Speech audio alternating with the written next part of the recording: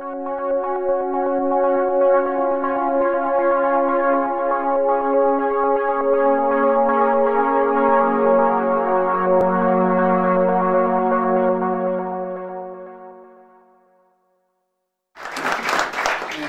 much. Good morning. This is a momentous occasion. It really is. It's great to be back. It seems not that long ago that we broke ground on this, and so I'm just delighted with the results. And I've had an opportunity now. A few weeks ago, I was here at the Council on Aging forum that we had here. So I've been in this room, but I've not yet done the grand tour, so I snuck upstairs for a few minutes to look at the atrium there. It's a beautiful, beautiful area. And that's one part of these new libraries that I think are a great improvement over some of the older, stodgy and dark libraries that we're used to. So it's a delight to be here, and I just want to thank especially my colleagues in state government who really carried the ball on this. Senator Timothy, Representative John Rogers, I know Representative Lukavka, who's at the, I think, throwing out the first pitch near his hometown, and I think he's over in Stoughton this morning, and also Paul McMurtry, Representative Paul McMurtry, who has just timely arrived. Good to see you, Representative. But they really carry this. There are a number of groups that need to be thanked here this morning, and if I could, I would like to thank the Board of Library Trustees and the Friends of the Walpole Library, who've done yeoman's work on this. And I know it was a tumultuous process with the override and all of that, but I think in the end, democracy came to the right decision at the end. You really did. This is a project that was shared in cost between, and the bottom line is we have to thank the generosity of the taxpayers of Walpole for recognizing the value of this institution, and of the taxpayers of the Commonwealth of Massachusetts who share in that commitment. But it is a wonderful, wonderful decision, and I'm so happy that it came out the way it did, and that all of the people on both sides of the issue really recognize the important role that libraries play in a community. Not only its traditional program of books, but now, wonderful artwork, the internet, literature expanded to all the new media forms. It's just a wonderful, wonderful development here. I am a firm believer in libraries. I grew up in the housing projects in South Boston. It was converted from defense housing, a very dreary place to grow up, a tough place, at times a violent place to grow up.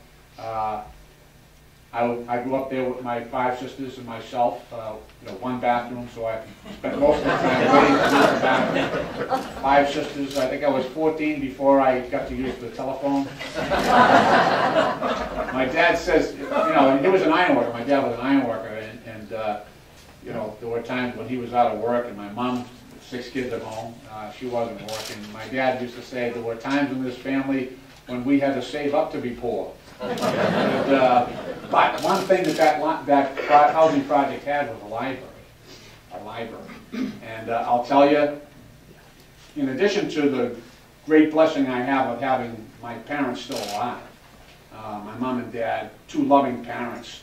My mom especially, she was a big reader. She graduated, she got 2 double promotions. She graduated high school when she was 14 years old. Of course, with the labor laws back then, she couldn't go to work, But she gave me a gift of teaching me to love to read. She taught me to love to read. And I spent more time, I would go to that library even when it wasn't raining. Just my youngest years, what a profound difference it has made in my life. I remember as a young boy reading Robert Louis Stevenson and Rudyard Kipling and Mark Twain and Jack London, and it just opened up a whole new world to me. I love to read. And today, You know, I'm proud to say, in Congress, I read the bills. I know a lot of people don't, but I do. Sometimes it's why I vote against them. But I'm just so happy that that tradition is continuing here in Walpole. And the fact of this library being constructed in such a beautiful way with such great support from the community is a wonderful reflection on the town of Walpole and the people who inhabit it. This is a gift. We all know that the most profound work that we can do as humans on this earth during our short time here will really play out after we are gone. That's the real profound work that we do on this earth. You can tell, if something's worth doing, it generally lives on after you.